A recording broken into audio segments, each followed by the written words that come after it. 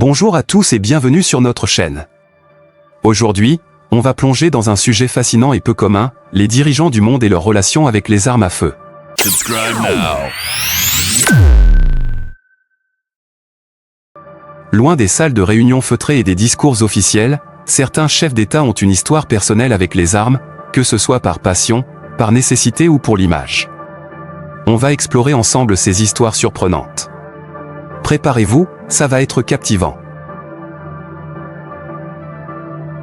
Commençons avec une figure emblématique, Theodore Roosevelt, le 26e président des États-Unis. Roosevelt n'était pas seulement un homme politique, c'était un véritable aventurier, un chasseur passionné et un grand collectionneur d'armes. Il a possédé une impressionnante collection de fusils et de pistolets tout au long de sa vie.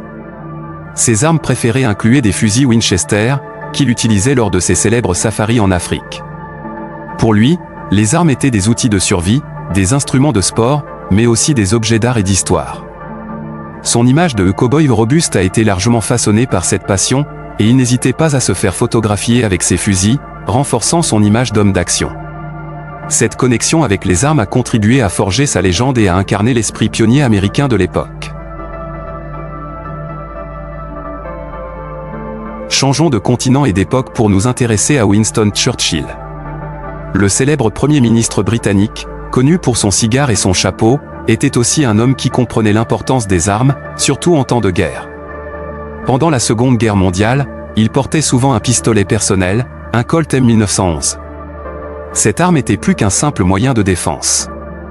C'était un symbole de sa détermination à ne jamais se rendre. Imaginez Churchill, au cœur de Londres sous les bombardements, avec ce pistolet à portée de main. C'était un message clair, il était prêt à se battre jusqu'au bout. Il a également été photographié avec d'autres armes, comme la mitraillette Thompson, ce qui a renforcé son image de leader pugnace et indomptable face à l'ennemi. Traversons maintenant l'Atlantique une nouvelle fois pour parler de Fidel Castro. Le leader cubain est presque indissociable de son uniforme militaire et de l'arme qu'il portait. Pendant des décennies, son pistolet de service, un Makarov soviétique ou un Browning Power, était une partie intégrante de son image publique. Pour Castro, l'arme n'était pas un hobby, mais le symbole de la révolution et de la lutte armée. Elle rappelait constamment son passé de guérillero et sa prise de pouvoir par la force. Même après être devenu chef d'État, il a continué à porter une arme, signifiant que la révolution était un processus continu et qu'il fallait toujours être prêt à la défendre. C'était une déclaration politique puissante, une façon de dire qu'il restait avant tout un soldat. Retournons aux États-Unis avec Ronald Reagan. Avant de devenir président, Reagan était acteur à Hollywood, où il a souvent joué des rôles de cow-boy. Cette image l'a suivi jusqu'à la Maison-Blanche. Reagan était un fervent défenseur du droit de porter des armes et possédait lui-même plusieurs armes à feu dans son ranch en Californie. Il aimait le tir récréatif et se faisait parfois photographier en train de manipuler des fusils, ce qui rappelait ses rôles au cinéma et renforçait son lien avec l'Amérique rurale et traditionnelle. Pour lui, les armes étaient liées à la liberté individuelle, un thème central de sa présidence. Son attitude détendue et familière avec les armes a contribué à son image de président proche du peuple. Changeons radicalement de style avec Vladimir Poutine. L'actuel président russe cultive une image d'homme fort, et sa relation avec les armes y contribue grandement. Ancien officier du KGB, Poutine est à l'aise avec les armes à feu et ne manque pas une occasion de le montrer. On l'a vu à de nombreuses reprises sur des stands de tir, testant des fusils de précision, des pistolets ou des fusils d'assaut de fabrication russe. Ces démonstrations ne sont jamais innocentes. Elles visent à projeter une image de compétence, de discipline et de force, tant pour son public national qu'international. En montrant sa maîtrise des armes, il renforce son image de leader protecteur et de commandant en chef capable de défendre la Russie. C'est une stratégie de communication très efficace qui s'inscrit dans son personnage de mâle alpha.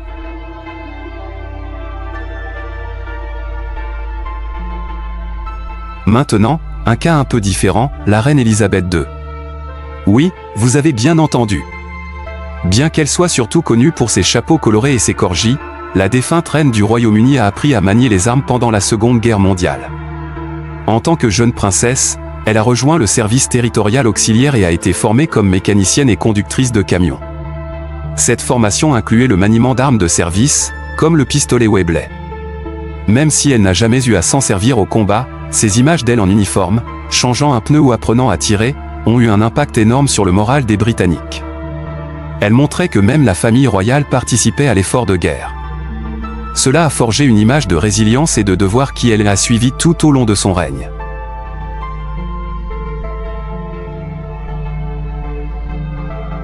Changeons radicalement de style avec Vladimir Poutine. L'actuel président russe cultive une image d'homme fort, et sa relation avec les armes y contribue grandement. Ancien officier du KGB, Poutine est à l'aise avec les armes à feu et ne manque pas une occasion de le montrer. On l'a vu à de nombreuses reprises sur des stands de tir, testant des fusils de précision, des pistolets ou des fusils d'assaut de fabrication russe. Ces démonstrations ne sont jamais innocentes. Elles visent à projeter une image de compétence, de discipline et de force, tant pour son public national qu'international. En montrant sa maîtrise des armes, il renforce son image de leader protecteur et de commandant en chef capable de défendre la Russie. C'est une stratégie de communication très efficace qui s'inscrit dans son personnage de mâle alpha. Parlons maintenant d'un leader qui a utilisé les armes de manière très symbolique, Yasser Arafat. Le dirigeant de l'Organisation de libération de la Palestine portait presque toujours un pistolet à sa ceinture, même lors de ses discours à la tribune des Nations Unies. Cette arme était un symbole puissant de la lutte palestinienne. En 1974, dans son célèbre discours à l'ONU, il a déclaré « Je suis venu porteur d'un rameau d'olivier et d'un fusil de combattant de la liberté. Ne laissez pas le rameau d'olivier tomber de ma main. » Cette phrase et l'image de l'homme avec son pistolet sont devenues emblématiques. L'arme n'était pas seulement pour sa protection personnelle, c'était une déclaration politique constante, un rappel que la lutte pour un État palestinien pouvait être à la fois diplomatique et armée.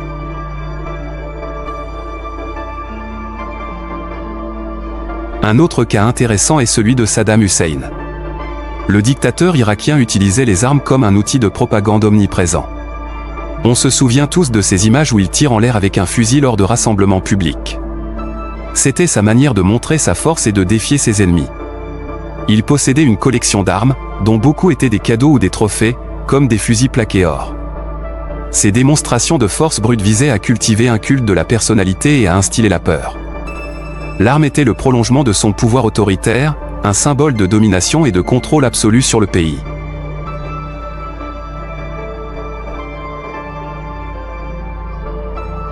Enfin, évoquons un exemple plus contemporain, le président ukrainien Volodymyr Zelensky. Au début de l'invasion russe, des images de Zelensky en tenue militaire, portant un gilet pare-balles et parfois vu à proximité de soldats armés, ont fait le tour du monde. Bien qu'il ne soit pas montré en train de manier personnellement une arme comme un chef de guerre, sa transformation d'acteur comique en commandant en chef en temps de guerre est symbolisée par ce changement d'apparence. Sa proximité avec les armes et les soldats sur le terrain a forgé son image de leader courageux, qui refuse de fuir et qui se bat aux côtés de son peuple. Dans ce contexte, l'arme devient le symbole de la résistance nationale et de la souveraineté.